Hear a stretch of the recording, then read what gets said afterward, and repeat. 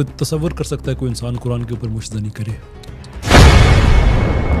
फिर उसकी वीडियो बना के लगाए, उसके अपने वीडियोस अदालत में सबूत के तौर पे दिए जाएं, और साथ पंजाब फोरेंसिक साइंस एजेंसी की DNA रिपोर्ट दी जाए जो कन्फर्म करती है कि ये गलाजत इसी इंसान की है, और जज अदालत में उसको देखे ही ना और कहे कि हाँ तुम भी आज़ाद हो। 5 को उसने आज़ाद किया है, ये कहे कि तो कि तुम्हारे सिम, इनके सिम नंबर इनके नाम पे नहीं थे, हालांकि 5 में से 2 के सिम नंबर उनके नाम पे थे। 3 शख्सियात हैं, एक राव अब्दुल रहीम जो एडवोकेट है, एक अलामा ताहिर महमूद अशरफी साहब के भाई हैं, नंबर 3 मौलवी अब्दुल शकूर जी। लफ्ज़ मौलवी अब्दुल शकूर में बोल रहा हूँ, शायद बात करना थोड़ा सा मुश्किल है। जब ये केस बना तो लाहौर में बहुत सारी जगहों पर हमने इशरा में एहतजाज करते लोगों को देखा कि ये मौलवी साहब हैं, शेखुल हदीस हैं, मदरसे के अंदर वो उनके बहुत ज़्यादा उनके तलबा हैं। आप मुझे थोड़ा सा बताइएगा कि मैं इन तीनों नामों के ऊपर आऊँगा। पहले हम बात कर लेते हैं अब्दुल शकूर केस के ऊपर। जब वो ढूंढा जा रहा था कि ये कौन आदमी यहाँ से ब्लास्फेमी करता है, तो उसके बाद फिर ये वहीं पे मौजूद था, और फिर वहीं पे उनके NCCI उस वक्त तो FIA था वो उनका साइबर क्राइम विंग, उनकी अपनी टेक्निक्स होती हैं कि सारे मोबाइल यहाँ पे हैं तो हम कैसे उस मोबाइल को पिन पॉइंट करें, तो वो फिर वहीं पे उन्होंने पिन पॉइंट कर लिया, तो वो इस आदमी का निकला। तो उस वक्त तो बज़ाहिर ये लग रहा था कि आदमी साथ दे रहा है, लेकिन बाद में पता चला कि वो कवर कर रहा है कि मैं साथ हूँ तो मुझ पे ध्यान ना जाए, वो चिराग तले अंधेरा वाली बात है ना, तो बाकी सबको हम मशकूक बना लें। तो वहीं पे वो मोबाइल फ़ोन की वजह से अरेस्ट हो गया था। रियासत का एक ओहदेदार, वो भले इस्लामी नज़रियाती काउंसिल का मेंबर हो, मैजिस्ट्रेट हो, कोई भी हो, उसकी मौजूदगी में उस कुरान पाक को, उस मुक़द्दस किताब, उस नुस्खे को गुस्ल दिया जाए, उसकी तदफीन की जाए, और वो ऑफिसर जो है ऑफिशियल स्टेट का वो सर्टिफिकेट इशू करे कि ये जो DNA रिपोर्ट है ये उसी किताब के साथ की है जिसका मैं सर्टिफाई कर रहा हूँ। उसके बाद क्योंकि उस किताब को 29 किताब कुरान के ऐसे नुस्खे पड़े हुए हैं जिनके ऊपर एक गलाजत पड़ी है, उनको अगर गुस्ल देने की बात की जाए तो FIA ये कहते हैं NCCI कि ये हमारा एविडेंस है। कितने अभी तक मुजरम गिरफ्त में है? मौलाना पॉडकास्ट, मौलाना पॉडकास्ट, मौलाना पॉडकास्ट। अस्सलामु अलैकुम वरहमतुल्लाहि वबरकातुहू। नाज़रीन इकराम, आप देख रहे हैं दीन और दुनिया एक साथ विद मौलाना पॉडकास्ट में हूँ आपका होस्ट मोहम्मद अबू बकर। नाज़रीन इकराम, जैसा कि आज की पॉडकास्ट बहुत इल्मी और आपके लिए नफ़ा बख्श होने वाली है, यहाँ पर आज वो सवालात करूँगा। सबसे पहले मैं आपको उस अजीम शख्सियत की तरफ लेके जाना चाहूँगा कि जो आलिम तो नहीं है लेकिन उनकी कदर मैं बहैसियत इल्म अल्लाह पाक ने उनको जो दिया हुआ है एक आलिम के करता हूँ, क्योंकि वो जब बात करते हैं जो बात मुझे करनी चाहिए थी, या मैं अपने उलमा को मुखातिब हूँ जिस पर काम आपको करना चाहिए था, अल्लाह पाक उस शख्सियत से ले रहे हैं। वो हमारे स्टूडियो में मौजूद हैं, क़यासर अहमद राजा साहब। मैं आपको उनकी तरफ लेके चलता हूँ, उनको वेलकम करते हैं। अस्सलाम वालेकुम वरहमतुल्लाहि वबरकातुहू। वालेकुम अस्सलाम वरहमतुल्लाह। अहलन व सहलन क़यासर भाई, बहुत शुक्रिया आप तशरीफ़ लाए, और आज आपकी तशरीफ़ आवरी से हम बहुत सारा फ़ायदा उठाने वाले हैं, चूँकि बहुत सारी चीज़ें हैं। सबसे पहले तो मैं बताता चलूँ, मैंने जब आपको पहली मर्तबा सुना था तो मैं ये समझ रहा था कि आप माहिर हैं इल्हाद के ऊपर, आपकी बड़ी गिरफ्त है और आप बहुत अच्छी गुफ्तगू मेरी नज़र से गुज़री, तो मैंने कहा यार माशाल्लाह अल्लाह पाक ने क्या आपको इल्हाद के ऊपर गिरफ्त दी हुई है। लेकिन ये अचानक से आप इल्हाद से निकल कर कादियानियत के मद्दे मुकाबिल आकर आप खड़े हुए, और मुसलमानों की तरफ से आप मुहाफ़िज़ बन के खड़े हुए ख़त्म नबूवत के, और फिर आप जो है वो ब्लास्फीज़ केस के अंदर भी आप मुसलमानों का दिफा करते हुए मुझे नज़र आ रहे हैं। सबसे पहले मुझे ये बताइएगा कि ये दोनों शोबे आपने अचानक से चेंज कैसे किए हैं? पहले तो मैं बहुत शुक्रगुज़ार हूँ आपका, आपने इतनी इज़्ज़त बख्शी, और जो आपने फरमाया कि ये काम शायद उलमा के करने वाले थे। देखिए, बाज़ औक़ात होता है कि उलमा की एक बरकत ये भी होती है कि उनका काम इतना फैल चुका होता है जी कि कोई ना कोई उनके जो एक लगाया हुआ एक मशल है, दिया है, उसमें चलना शुरू करता है, तो वो भी फिर पीछे से पहुंच जाते हैं कि ये रोशनी जो है उसके इंसान के आगे आगे रहे जी। तो काम फिर भी उलमा का ही है, हम तो स्टूडेंट लोग हैं, बस हमारा तो जो फ़कीर हैं दस्तक देने वाले जो हैं, नो मोर दैन दैट।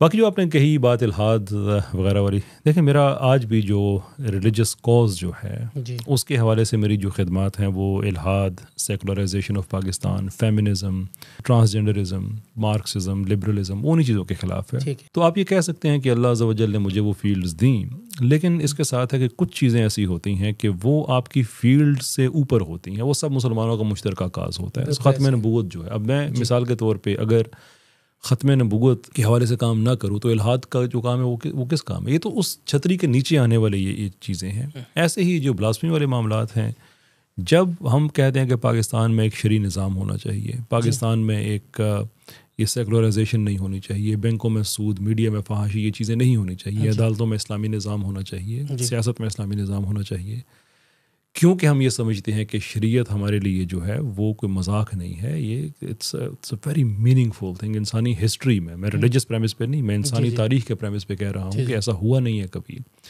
कि वो लोग जिन्हें माशरे ने कमज़ोर कर दिया हो, वो 23 साल में 13 साल जुल्म बर्दाश्त करने के बाद 10 साल में एक सिविलाइजेशन खड़ी करते हैं। एक मतलब ये एनॉमली जिसे कहते हैं ना, ये वो है। लेकिन इस सारे मकसद को अचीव करने के लिए ये शरीयत जिस ज़ात अज़ीम के साथ बंधी हुई है, जब उनके नाम का हम दिफा ना कर सकें, उनकी नामूस का दिफा ना कर सकें, तो कोई शरीयत की आप बात ही नहीं कर सकते फिर। जी बहुत शुक्रिया। कैसे भाई, सबसे पहले हमारे आम अब पब्लिक के लिए ब्लास्फेमी क्या है, माना क्या है, इसका ज़रा थोड़ा सा आप इसको खोलिए, फिर हम इसके केस के ऊपर जाएंगे। बुनियादी तौर पे वो तौहीन जो किसी दीन के साथ की जाए, वो किसी मजमूई तौर पे दीन के हवाले से हो, दीन के मुक़द्दस शख्सियात के हवाले से हों, दीन के मुक़द्दस कुतब के हवाले से हों, वो किसी भी दीन की हम बात करें, किसी मज़हब की हम बात करें, तो उसके लिए जो अंग्रेज़ी में टर्म इस्तेमाल की जाती है वो ब्लास्फेमी है, लेकिन बुनियादी तौर पे हम तौहीन की बात कर रहे हैं। कहते हैं। अच्छा, मुझे बताइएगा कि डक्की वाला मामला, सादुर रहमान वाला मामला पाकिस्तान के अंदर आया, तो हमने देखा कि शाज़ेब खानज़ादा उन्होंने जियो न्यूज़ के ऊपर एक प्रोग्राम किया, और उस प्रोग्राम के अंदर चंद मिनट उन्होंने जो बात की वो डक्की के ऊपर की। डक्की के बाद वो सीधा सरफराज चौधरी के ऊपर चले गए, जो गिरफ्तार हैं आजकल, और उनके असिस्टेंट भी गिरफ्तार है, और भी कुछ टीम मेंबर्स गिरफ्तार हैं। उन्होंने एक लंबा चौड़ा इसके ऊपर जो है ना वो अपना बयान दिया, और पूरी बात उन्होंने की, और उन्होंने पूरे का पूरा इस केस के अंदर जो उनका किरदार था, ब्लास्फेमीज और हनी ट्रैप और ये सारे, आप मुझे बताएं कि वो क्या उस वक़्त वो ब्लास्फेमीज के ऊपर बात करना मकसूद था, और वो क्या उन्होंने हक अदा किया है? नहीं, कतई तौर पे नहीं। देखें, एक सहाफ़ी कहते हैं कि जब बिल्कुल घुटनों के बल चलना शुरू होता है ना अपने इल्म सहाफ़त में, तो उसको बात बताई जाती है कि जो आपने बात करनी है उस पर आपने दोनों तरह का मौक़िफ़ देना है और आपने पूरी बात बतानी है। खानज़ादा साहब जो हैं वो बड़े एक तजर्बाकार सहाफ़ी हैं। उन्होंने एक, मैं बड़े आपको मज़े की बात बताने लगा हूँ कि उन्होंने, जिसको ये ब्लास्फेमी प्रोटेक्शन गैंग कहा जाता है, और ये मेरी टर्म नहीं है, ये पाकिस्तान में FIA के डॉक्यूमेंट्स पे लिखी है कि एक ग्रुप ऐसा है जो सहूलतकारी कर रहा है पाकिस्तान से बाहर, जो गुस्ताख हैं उनकी सहूलतकारी करने वाला। इस ग्रुप को आमतौर पे ब्लास्फेमी प्रोटेक्शन गैंग कहा जाता है। शाज़ेब खानज़ादा ने प्रोटेक्शन गैंग के हक में एक बात भी नहीं कही है। अच्छा, एक बात भी अगर आप उसको पूरा आप सुने तो उसमें सिर्फ यही कहा शाज़ेब खानज़ादा ने कि इस रिपोर्ट में ये इल्ज़ाम लगाया गया, इस रिपोर्ट में इल्ज़ाम तो लगाया गया, ये तो ठीक है। जो सहाफ़ती बदयानती की है, या अगर हुस्न ज़न से काम लें तो ये कहें जो सरफ़ नज़र उनसे हुआ, जी, कि उन्होंने ये नहीं बताया कि ये जो इल्ज़ाम लगा था, इसकी जब इन्वेस्टिगेशन हुई तो नतीजा क्या निकला। ठीक है, नतीजा नहीं बयान किया। मिसाल के तौर पे उन्होंने कहा कि स्पेशल ब्रांच पंजाब पुलिस की रिपोर्ट में ये कहा गया कि कुछ लोग हैं वो लोगों को, मासूम लोगों को ऐसे ब्लास्फेमी में फंसाते हैं और ये धंधा करते हैं, लेकिन ये उन्होंने नहीं बताया कि इस रिपोर्ट की थॉरोली इन्वेस्टिगेशन हुई है और FIA ने की, इसलिए कि FIA को दी गई थी। उन्होंने जितने लोगों को नाम लिया गया था उस रिपोर्ट में, सबको बुलाया, जो मुद्दई थे उनसे बात की, जो मुल्ज़मान की फैमिलीज़ हैं उनसे बात की, पता किया कोई पैसे का लेन देन हुआ है, कोई ऐसी चीज़, सारी इन्वेस्टिगेशन करके उन्होंने हाई कोर्ट में अपनी रिपोर्ट जमा कराई हुई अपनी टॉप लीडरशिप के साथ, 5 लोगों के दस्तखत उनके टॉप लीडरशिप के, जनाब कोई ऐसी बात नहीं है, ये सिर्फ झूठ है। In addition to this, Shazeb Khanzada साहब ने यह भी नहीं बताया कि जब इसी रिपोर्ट को लाहौर हाई कोर्ट में एक केस में जब फैसल राजा साहब जो DIG थे स्पेशल ब्रांच के, उनको जब बुलाया गया, इस रिपोर्ट की बाबत पूछा गया, तो लाहौर हाई कोर्ट में उन्होंने ऑन रिकॉर्ड ये बात कही, जनाब ये एक सोर्स रिपोर्ट थी। अच्छा, अब शाज़ेब खानज़ादा साहब ने इसका बार बार कहा कि सोर्स रिपोर्ट थी। उन्होंने अपने आप को कवर कर लिया कि कल अगर कोई मुझसे इदारा पूछे, वैमरा वाले पूछे, तो मैं कहूँगा जी मैंने तो सोर्स रिपोर्ट ही कही थी। आम आदमी को नहीं पता सोर्स रिपोर्ट क्या होती है। अच्छा, आम आदमी सोर्स लफ्ज़ सुन कर ना ये समझता है कि शायद ये असल जो सोर्स है ना वहाँ से रिपोर्ट आई है। अच्छा, सोर्स रिपोर्ट होती है लिटरली जिसे कहते हैं गप, जी जी जी जी, कि गली मोहल्ले में इनके लोग बिखरे हुए हैं, उनमें से कोई आके रिपोर्ट आपके देगा, और ये स्पेशल ब्रांच को हज़ारों रिपोर्टें मौसूल होती हैं इस तरह की। ठीक है। वो करते क्या हैं, खबर इकट्ठी करते हैं, आगे दे देते हैं किसी मुतलका डिपार्टमेंट को कि आप इसकी इन्वेस्टिगेशन कर लें। वहाँ पे फैसल राजा साहब ने कहा कि हमारी इस पे कोई तहकीक नहीं है, कोई इन्वेस्टिगेशन नहीं है, ये हमने बस सुना है और ये हमने आगे बता दिया है। जिनको बता दिया है ये नहीं कि FIA वाले, उसका मैं आगे अर्ज कर चुका हूँ कि उन्होंने अपनी इन्वेस्टिगेशन कर ली है और पता चला कि ये सब झूठ है, फ्रॉड है, कोई स्पेशल ब्रांच का फॉलोअप नहीं है। और उसके बाद भी इवन जो उनके IG साहब, उनकी तरफ से भी एक अदालत में डॉक्यूमेंट गया जी कि हमारी कोई ऑपरेशनल कैपेसिटी नहीं है। ये मेरी फरनूद आलम के साथ डिबेट हुई थी, फरनूद आलम साहब ने ये बात कही थी, मैंने दोनों डॉक्यूमेंट डिबेट में पढ़ के उनको सुनाए थे, ठीक है, और उनके पास जवाब नहीं था। तो खानज़ादा साहब ने इस तरह की वहाँ पे ये कि आधी आधी बातें करके लोगों को गुमराह किया है। लेकिन अगर आप ये कहें कि किसी अदालती मेयार पे अगर जाएँ और कहें कि खानज़ादा साहब ने इनके हक़ में कोई बात की है, तो वो नहीं, वो उन्होंने ये कहा जी इल्ज़ाम लगे। ठीक है। अब आपने फरमाया कि उन्होंने वो जो रिपोर्ट्स थी उनका उन्होंने वो सिर्फ बयान कर दिया कि ये रिपोर्ट्स कह रही हैं। हाँ जी। लेकिन आप बताएं कि ये जो केसेस की रिपोर्ट्स ओरिजिनल हैं या उनकी अब वो कहाँ पर खड़ी हैं, क्या कर रही हैं वो रिपोर्ट्स, अगर उनका जिक्र किया जाए। अच्छा, ये 3 रिपोर्ट्स हैं जी, बल्कि 4 आप कह लें, ठीक है, चौथी होनी तो नहीं चाहिए लेकिन बन गई है। ठीक है। एक जो ये कहते हैं कि स्पेशल ब्रांच की रिपोर्ट है, वो एक नहीं है, वो 2 रिपोर्टें हैं। अच्छा, तीसरी रिपोर्ट जो नहीं बीच में शामिल होनी चाहिए वो फैक्ट फोकस की है। अच्छा, वो अहमद नूरानी नाम का एक सहाफ़ी है पाकिस्तान से बाहर, वो उसके इदारे पे चली और उसने बुनियादी तौर पे जो चीज़ें स्पेशल ब्रांच की रिपोर्ट में नहीं भी लिखी थी वो भी अपने पल्ले से डाल दी उसने। ठीक है। फिर रिपोर्ट इसमें जो चौथी आती है वो है national commission for human rights, जो कौमी कमीशन बराए इंसानी हकूक़, उनकी रिपोर्ट है। ठीक है। अब लुत्फ़ की बात यह है कि ये जो स्पेशल ब्रांच की 2 रिपोर्टें और कौमी कमीशन बराए इंसानी हकूक़ की रिपोर्ट, इन तीनों रिपोर्टों में जो इल्ज़ाम लगाया गया है कि लोगों को कैसे फंसाया जाता है, वो कहानी आपस में नहीं मिलती। अच्छा, तीनों में मुख्तलिफ है। आहा, ये खानज़ादा साहब नहीं बताएंगे कभी। अच्छा, हाँ जी, बड़ी मज़े की बात है ये। हाँ जी। रहा फैक्ट फोकस का मामला, अब फैक्ट फोकस में आप देख लें कि ये ताने बाने कहाँ मिलते हैं। आपको याद होगा कि एक ग्रुप था पाकिस्तान में 2017-18 में, भैंसा ग्रुप उसे कहते थे। हाँ, बड़ी बदतरीन ब्लास्फेमी वो की पाकिस्तान में। असल में जो तौहीन लेके आने वाले हैं वो लोग थे। अच्छा, उसके अंदर ये वकास गुराया और इस तरह के बड़े बड़े यानी कि वो अजीब लोग थे। उनको कुछ, खैर उनके केसेस का मामला सेपरेट है, लेकिन ये कन्फर्म बात है कि पाकिस्तान में गुस्ताखी का कारोबार करने वाले वो लोग थे। ठीक है। अब फैक्ट फोकस पे वकास गुराया और अहमद नूरानी की आपस में लड़ाई है। वकास गुराया कहता है ये मेरी है, अहमद नूरानी कहता है मेरी है। अच्छा, वो वकास गुराया कहता है अहमद नूरानी तो मेरा मुलाजम है। वो आगे से कहता है नहीं, मैंने इसको प्रोजेक्ट पे रखा हुआ था। बहरहाल वन वे और दी अदर एक राबता एस्टेब्लिश हो जाता है कि भैंसा ग्रुप से फैक्ट फोकस का एक आपस में ताल्लुक है। बिल्कुल ठीक। अब आगे चलते हैं। रिपोर्ट सब कहते हैं अहमद नूरानी ने लिखी है। अहमद नूरानी 2 खवातीन के नाम देता है पब्लिकली, कोई प्राइवेट कन्वर्सेशन नहीं है। मेरे पास सारा एविडेंस है, मैंने अपनी 6 डॉक्यूमेंट्रीज बनाई है, डॉक्यूमेंट्रीज में मैंने उसके ऑडियो चलाए। ठीक है। एक का नाम है कंदील अजीम, दूसरी का नाम है सोनिया खाटक। अब कंदील अजीम ये वो औरत है कि जो ना सिर्फ ब्लास्फेमी को यानी तौहीन को एक इंसानी हक समझती है, ये तबका है जो समझते हैं कि ये इंसानी हकूक़ में आता है कि आप गुस्ताखी करें, जो भी करें। और दूसरे, इसने पनाह दी थी आसम सईद को, जो कि भैंसा ग्रुप का एक और मेंबर था। अच्छा, यानी भैंसा ग्रुप फिर इसमें आ जाता है। ठीक है। और बाकी भी इसके जो सेकुलर ख्यालात हैं वो किसी से ढके छुपे नहीं हैं। ठीक है। सोनिया खान खटक वो ओपनली ख़त्म नबूवत की मुनकर है। अच्छा, कादियानियों को मुसलमान समझती है, ओपनली कहती है कि आप सल्लल्लाहु अलैहि वसल्लम को नबी मानना शर्त है, आखिरी नबी मानना शर्त नहीं है। ओहो, अस्तगफिरुल्लाह अज़ीम। तो ये वो तबका है कि जिसने फैक्ट फोकस की ये रिपोर्ट लिखी।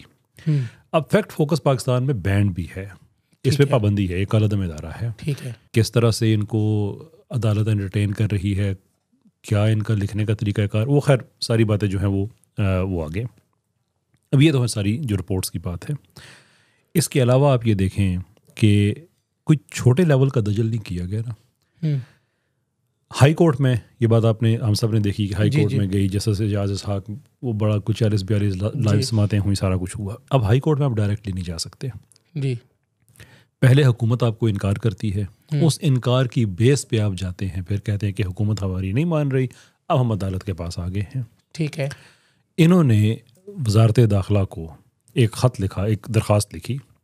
वजारत दाखिला ने आगे से, अब वजारत दाखिला ये जहन में रखें कि वो बहुत सी मुल्क के जो रियासती इदारे हैं उनके ऊपर एक अम्ब्रेला ऑर्गेनाइजेशन है, वो ख़ुद सारे काम नहीं करते। तो जब कोई दरख्वास्त जाती है तो कहीं ना कहीं से उनको फिर वो जिस मुतलका इदारे को होती है उनको भेजते हैं। तो उन्होंने FIA को भेजा कि 134 लोग हैं, इनकी तरफ से दरख्वास्त आई, आप देखें 40 के करीब उनमें से लाहौर के थे।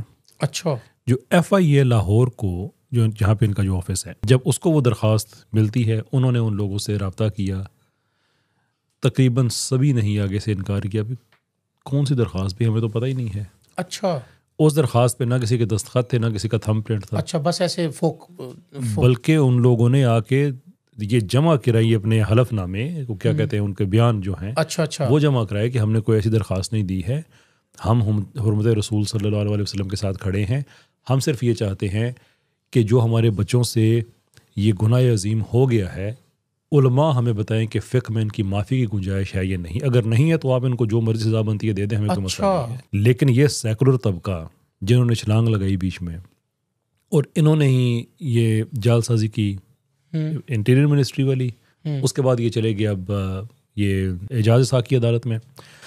अब वहाँ पे एक बड़ी इंटरेस्टिंग बात होती है, हर पिटीशन एक शख्सियत के नाम से होती है, बाकी सारे फिर जो हैं वो आप कह लें मुआवनीन हैं या बाकी सारे उसके को पिटिशनर हैं। यहाँ पे जो खातून थी जिसके नाम से पिटिशन गई, उसका नाम था नूर फातिमा। अच्छा, नूर फातिमा। तो नूर फातिमा बनाम रियासत पाकिस्तान, ये इसका ऑफिशियल नाम है। ठीक है।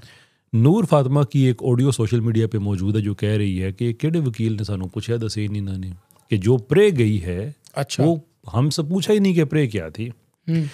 फिर मैं एक फैमिली मेंबर से मिला, कईयों से मिला, ये मैं उन 2-3 की बात करूं जो डॉक्यूमेंट्री में मेरी है। जी बिल्कुल ठीक है। उन्होंने कन्फर्म किया कि जनाब हम ये दरख्वास्त लेके गए थे कि उलमा का कोई पैनल बिठाया जाए कि ये गुनाह तो हो गया है, अब बताएं कि इसमें कोई माफ़ी की गुंजाइश बनती है तो ठीक है, नहीं बनती है तो जो सज़ा बनती है आप इन्हें दे दें, हमें कोई एतराज़ नहीं है, हम इनके लिए अपनी आखिरत ख़राब नहीं करेंगे। सही है। लेकिन उन्होंने खुद ही अपनी तरफ से, वकीलों ने प्रेयर लिखी, अपनी तरफ से वो बातें लिखी जो हमें पता ही नहीं, ना हमें दिखाई, अदालत में चले गए। मैंने उनसे पूछा कि जब आपकी मर्जी की प्रेयर लिखी नहीं गई तो आपने जज को नहीं बताया? उन्होंने कहा जनाब मैंने CM मूव की अदालत में, एजाज साक साहब ने पढ़ के साइड पे रख दी। जैसे सारे का सारा एक पूरा मैनेज तरीके से हो रहा हो ना जी। इस तरीके, इनको दिखाया ही नहीं।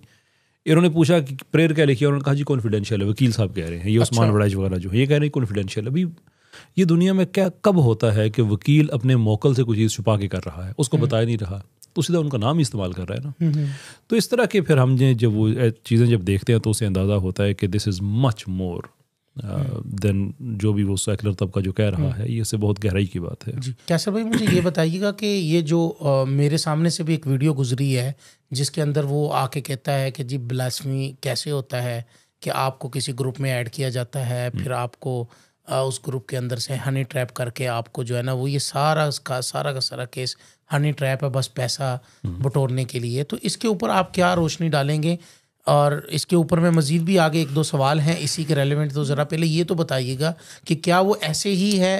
अच्छा, ये चीज़ समझने के लिए मुझे 1-2 चीज़ें अगर आप इजाज़त दें जी इजाज़त वो वजाहत करने की बड़ी ज़रूरत है। देखें, एक होती है ब्लास्फेमस एंट्रैपमेंट जी, एक होती है हनी एंट्रैपमेंट। ठीक है, ये 2 अलग-अलग चीज़ें हैं।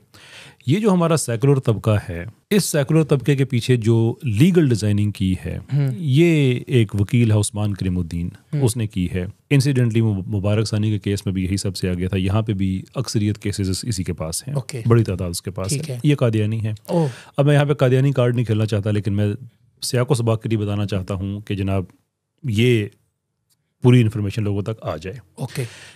ये 2-3 जो रिपोर्टें आई हैं और ये जो आदमी आया है, इससे पहले कभी किसी आदमी ने ये क्लेम नहीं किया था। 2020 में लोग पकड़े गए हैं, कभी किसी ने नहीं कहा हमें इस तरह से फंसाया गया है। 2021 में किसी ने नहीं कहा।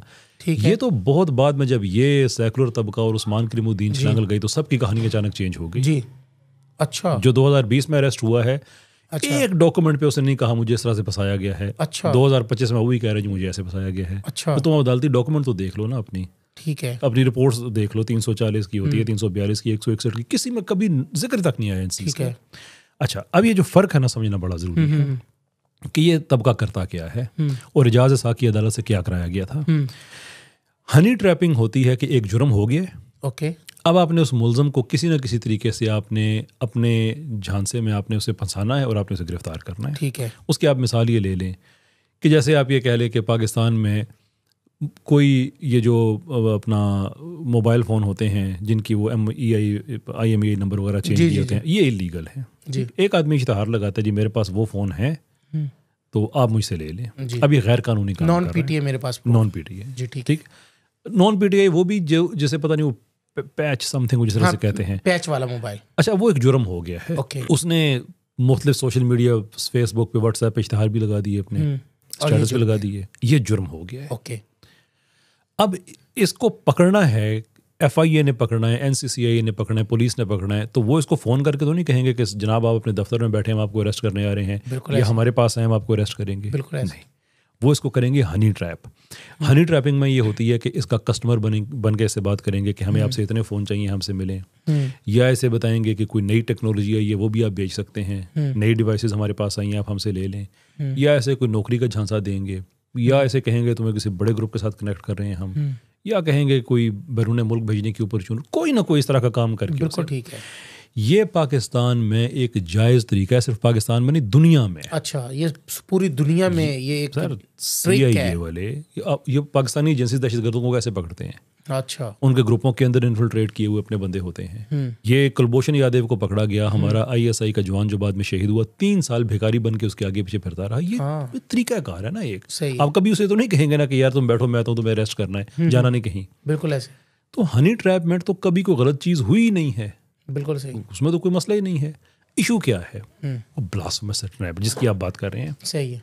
अब ब्लास्फेमस एंट्रैपमेंट ये जिसे हम आसानी के लिए तौहीन आमेज़ एंट्रैपमेंट कह लें, कहानी ये घड़ते हैं कि अगरचे ये 3 रिपोर्ट्स जो मैंने बताई, ये तीनों में कहानी तो डिफरेंट है, लेकिन फिर भी उसका अगर आप एक एवरेज ले लें तो वो कुछ इस तरह से बनती है कि किसी ग्रुप में एक आदमी को शामिल किया जाता है, या कोई ग्रुप पहले से ही कोई आदमी किसी व्हाट्सएप के ग्रुप में होता है, उससे कोई लड़की बात करती है, उनकी आपस में कोई बातचीत चल निकलती है, फिर वो लड़की इसको एक तौहीन आमेज़ कोई मवाद भेजती है, वो आगे से कहता है कि तुमने क्या भेजा है, वो कहती है मैंने तो कुछ नहीं भेजा, वो कहता है नहीं तुमने भेजा है, वो कहती है अच्छा सबूत दो जी। वो सबूत के तौर पर जब उसे वापस भेजता है तो वो उसको ब्लॉक करके अपनी पिछली चैट डिलीट करके कहती है देखो जी इसने मुझे ये भेजी है। बिल्कुल ठीक है। तो ये हो गई वन टाइम शेयरिंग के उसकी तरफ से सिर्फ एक दफ़ा चीज़ शेयर की गई। बड़ी इंटरेस्टिंग बात है। मैं आपको गारंटी करता हूँ ये आपका प्रोग्राम सारे पाकिस्तान में देखा जाता है, पाकिस्तान का कोई आदमी अपनी मर्जी का एक भी केस खोल ले उसमें आपको वन टाइम शेयरिंग नहीं मिलेगी। हाय क्या मज़ेदार बात है। कम से कम भी जिसकी ब्लास्फेमी की मुद्दत है ना वो 1.5-2 महीने है और ज्यादा से ज्यादा 6 साल है। अच्छा, इसी आदमी की आप बात कर रहे जिसकी आप वीडियो की बात कर रहे हैं, जो शेयरिंग की तादाद 665 सफ़े की भी फोरेंसिक रिपोर्ट है। अच्छा, 40 सफ़े की, 45 सफ़े की, 90 सफ़े की, 150 सफ़े की। अब वो जो फोरेंसिक रिपोर्ट होती है इस पे मैं 1 मिनट आता हूँ, पहले मैं इस आदमी को एड्रेस करूँ जिसका आपने कहा कि आपने उसकी वीडियो देखी है। ठीक है, जी जी जी। ये जो कहानी सुना रहा है इसको भी वो उस्मान करीमुद्दीन पार्टी, अब उसने खुद कहा या आगे उसे सुनकर किसी ने कहा ये तो मैं नहीं कह सकता, इसने भी यही रट लगाई हुई है। इसका बेटा, मैं अपनी डॉक्यूमेंट्री में उसका DNA में दिखा चुका हूँ। अब मेरा कलेजा लरसता है हर बात ये बात कहता है, कुरान मुकद्दस पे इसके मनी के निशानात की क्या इसने करके किया है।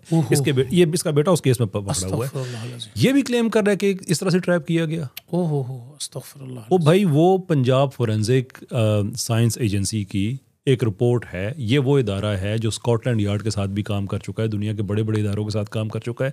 उनकी रिपोर्ट है, डंके की चोट पे वो कहते हैं कि जनाब ये है वो कुरान का सैंपल, ये है वो बंदा जिसका ये मनी के सैंपल हैं। ये भी झूठ बोल के लोगों को गुमराह कर रहा है। मैं कहता हूँ उसी का केस खोल लें आप, कोई बंदा, ओपन चैलेंज है जनाब, केस आप खुलवा लें। मतलब ये इस लेवल का दजल है। अब ये जो बात आती है फोरेंसिक रिपोर्ट्स की, जी जी, देखें, मैं किसी आदमी को कह दूं ना कि फलां आदमी ने ब्लास्फेमी की है तो NCCI वाले कोई पागल नहीं है कि वो मेरी बात सुन के चले जाएंगे। उनका प्रोसीजर है उनका, वो एक टेक्निकल रिपोर्ट बनाते हैं, मेरे फ़ोन पे जो कुछ आया है वो देखते हैं कि अच्छा ये है। फिर इस चीज़ को इंश्योर करने के लिए कि मेरे फ़ोन में जो कुछ मैं कहता हूँ कि मुझे फलां आदमी ने ये भेजा है वो मैंने खुद ही तो उसको चेंज नहीं किया हुआ। वो जब दूसरे आदमी को पकड़ते हैं तो उसके फ़ोन की फोरेंसिक करते हैं।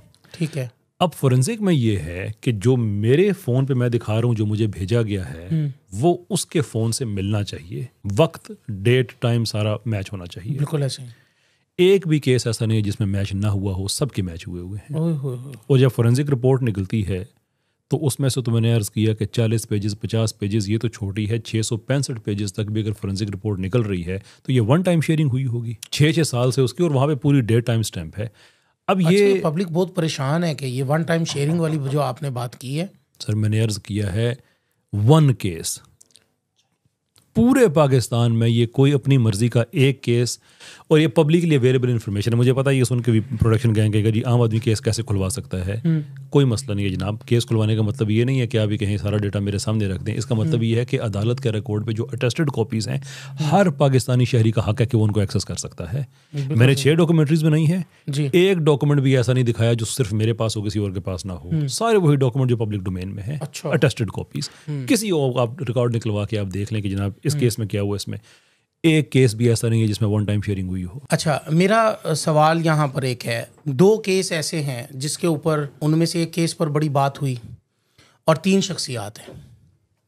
एक राव अब्दुल रहीम जो एडवोकेट है, जी जी एक अल्लामा ताहिर महमूद अशरफी साहब के भाई हैं, जी जी नंबर 3 मौलवी अब्दुल शकूर। जी जी लफ्ज़ मौलवी अब्दुल शकूर मैं बोल रहा हूँ, शायद बात करना थोड़ा सा मुश्किल है। तो जब ये केस बना तो लाहौर में बहुत सारी जगहों पर हमने इशरा में एहतजाज करते लोगों को देखा कि ये मौलवी साहब हैं, शेखुल हदीस हैं, मदरसे के अंदर वो उनके बड़े बहुत ज़्यादा उनके तलबा हैं। तो इस केस के ऊपर आप मुझे थोड़ा सा बताइएगा कि मैं इन तीनों नामों के ऊपर आऊँगा। पहले हम बात कर लेते हैं अब्दुल शकूर केस के ऊपर। देखिए, मेरा ये बनता नहीं है, आपकी जो ऑडियंस है उसमें उलमाए दीन है जी, तो मेरा ये बनता नहीं है कि मैं कुछ सिखाने वाले मूड में आ जाऊं। मैं सिर्फ जो उनसे सीखा है वो मैं एक चीज़ अर्ज़ करना। देखें, जी। इस्लाम में अहमियत एविडेंस को है। ओके। ये तो कोई कितना बड़ा आदमी है, कैसा है, जब नबी अलैहिस्सलाम ने अपनी साहबजादी के हवाले से कह दिया, वो जो हाथ काटने वाला एक मामला हुआ हाँ जी, था, जी। तो ये तो इस्लाम तो कैटेगोरिकली कोई आदमी कितने मकाम का है ये तो इस्लाम देखता ही नहीं। बिल्कुल ठीक है। ठीक हो गया जी। अब हमने देखना है एविडेंस। ठीक है। मैं बजाय इसके कि मैं कुछ कहूँ, मैं ये कहता हूँ कि जो NCCIA वाले हैं ये ओकेजनली लोगों को दावत देते हैं, सबको नहीं, जो माशरे के दाना और बीना लोग हैं, उलमा का तबका है, स्कॉलर्स हैं, लॉयर्स हैं, उनको बुला के वो कि आप एग्जामिन करें, हमारी इसमें हेल्प करें कि इसके अंदर और क्या चीज़ें हो सकती हैं। तो मैं ये ऑफ़र कर सकता हूँ कि उलमा का कोई भी तबका है वो एक वफद इकट्ठा होके, ये बात मैंने पहले भी ये कुछ अदालती मामलात हैं, मैं उसकी तफसील में नहीं जा सकता, बट मैं ये कह सकता हूँ कि चूंकि उनकी तरफ से ये इजाज़त है कि आप किसी का पैगाम पहुँचा सकते हैं, जी। तो आप एक लीगल चैनल है उसके ज़रिए आप कि ये उलमा का तबका है, बहुत ही हाई सेंसिटिव केसेस हैं ये, जी, ठीक बहुत है। ही हसास केसेस हैं, ये वफद है उलमा का, ये एग्जामिन करना चाहता है। ठीक है।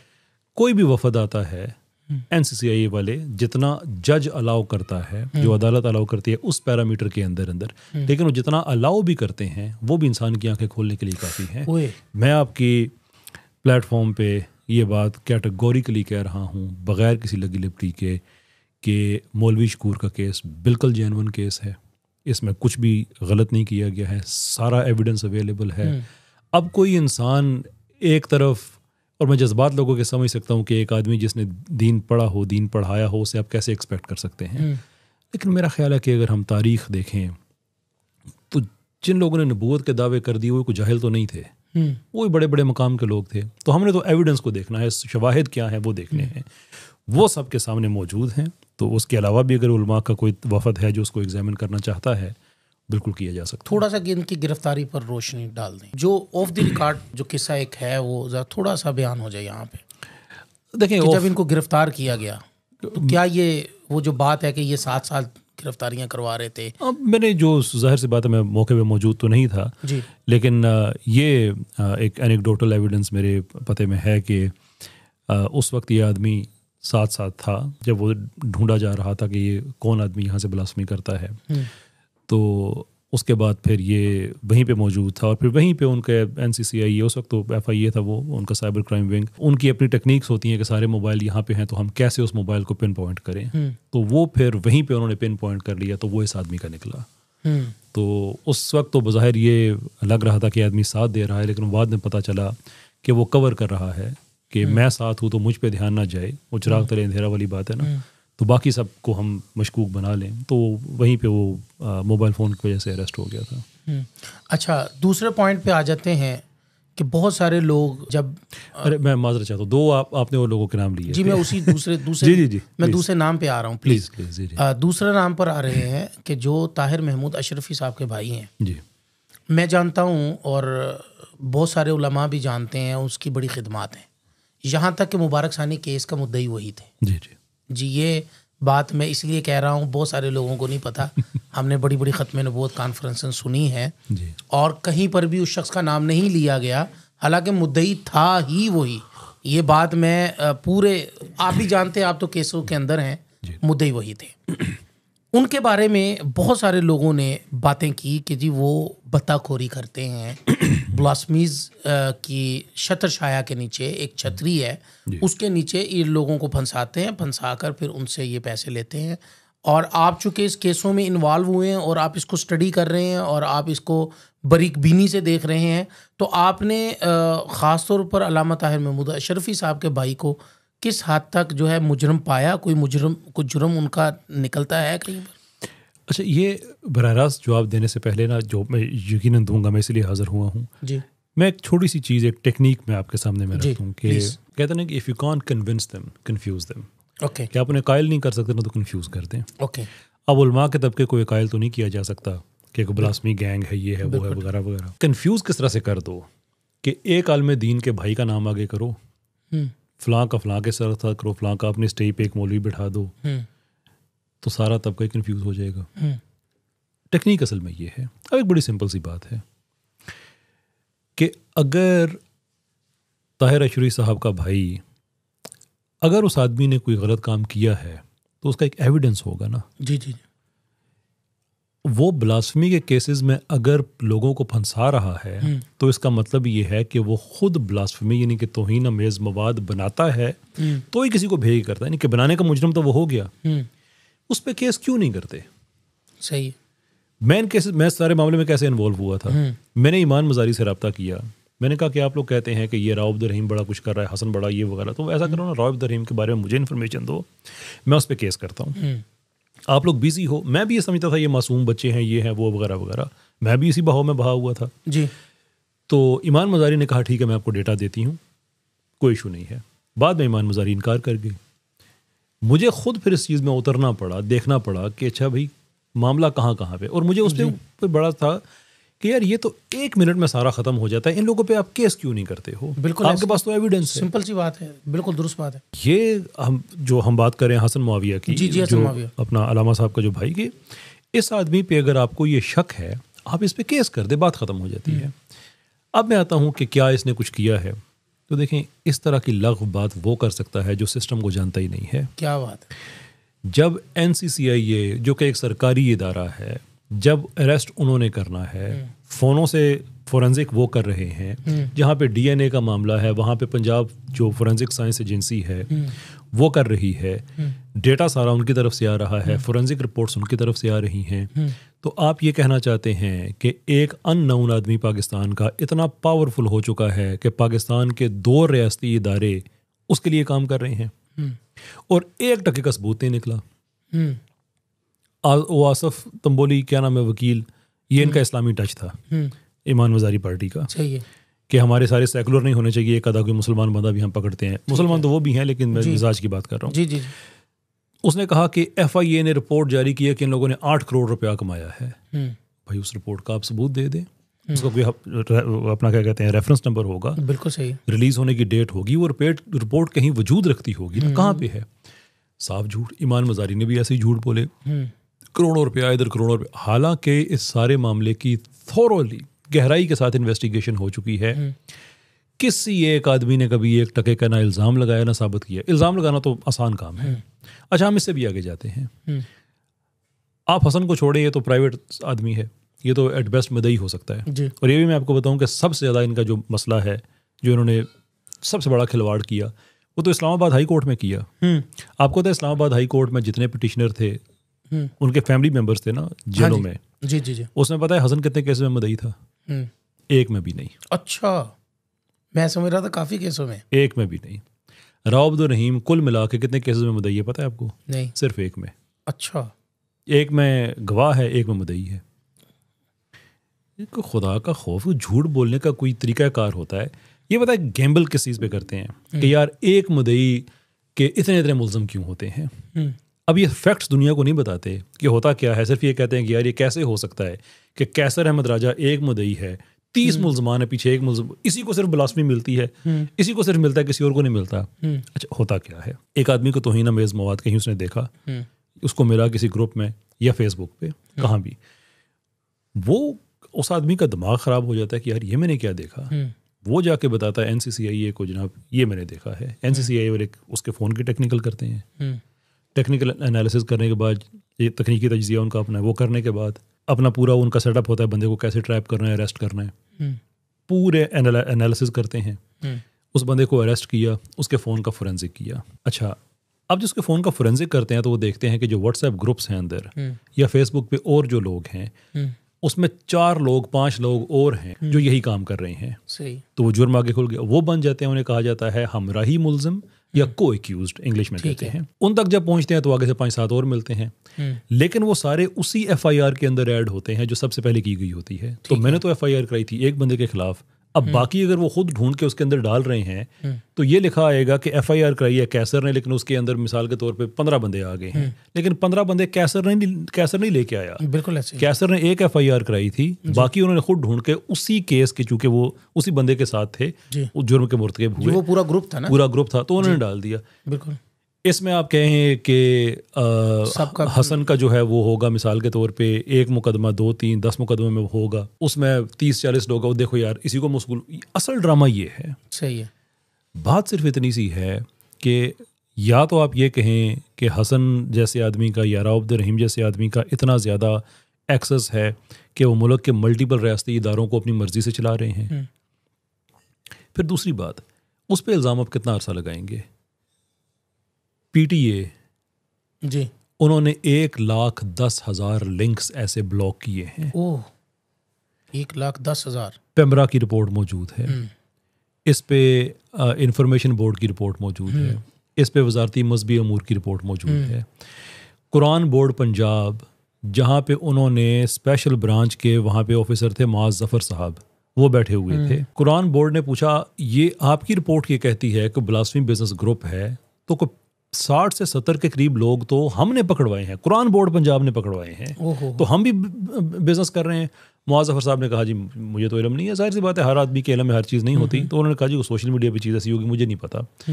तो कहने का मतलब ये है कि शुरू में जो 119 केसेस थे, अब वो गालिबन 138 पे चले गए हैं, उसके अंदर जो लोग पकड़े गए, उसमें शुरू में जो पकड़े गए वो तो थे ही कुरान बोर्ड पंजाब के। ज़बरदस्त। लेकिन मसला क्या है?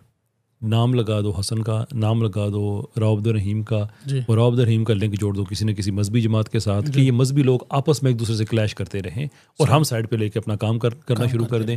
सवाल हमारा बड़ा सिंपल है कि आप अगर ये समझते हैं कि इन लोगों ने कुछ नहीं किया, तो ट्रायल में आप इनको क्यों नहीं चलने देते? सही, ट्रायल चलने दें।